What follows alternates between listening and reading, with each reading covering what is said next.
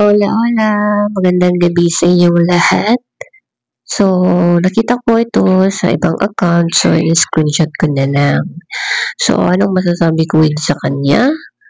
Si Dilemma, si drag queen.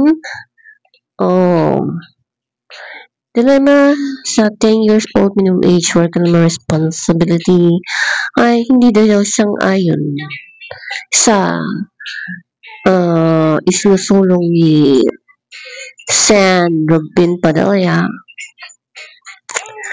Bakit kaya, no? Bakit kaya, Dilemma? Ayaw mo? Alam mo, magdiretsahan na lang tayo, guys. Kung bakit ayaw nila. Hindi na tayo mag-ipukulito mag-lives kaya nasawa na ako. Sawa na ako sa mga liberal noon pa. Oo, hindi na ako maging ipokrito. So, prangka-prangka, magsabi tayo ng totoo. Yun. Bakit ayaw niya? Ayaw niya o ayaw ng mga liberal? Kasi si Kiko ang nagsulong ng batas ng hindi makukulong ang mga bata sa underage. Okay? Tayo. A. Wala kang yung kikitain. B.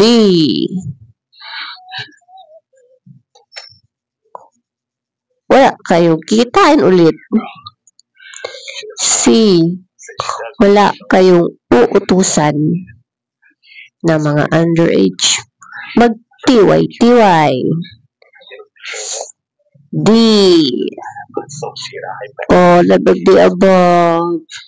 Ganoon na lang. All of the above.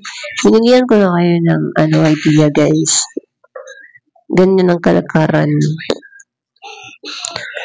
So, marami pa rin sila nabibrainwash, pero ang mga kakampi lang nila, mga MPA rin naman. So, good luck na lang sa kanyo kung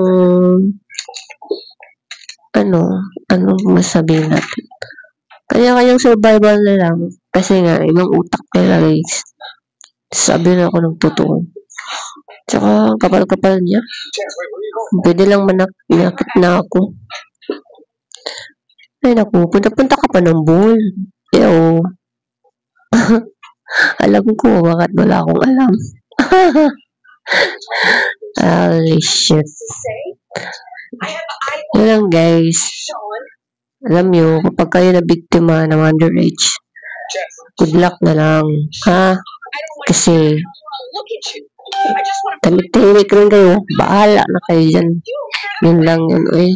Basta, sinabi ko na sa inyo kung anong mga dahilan. Paalam!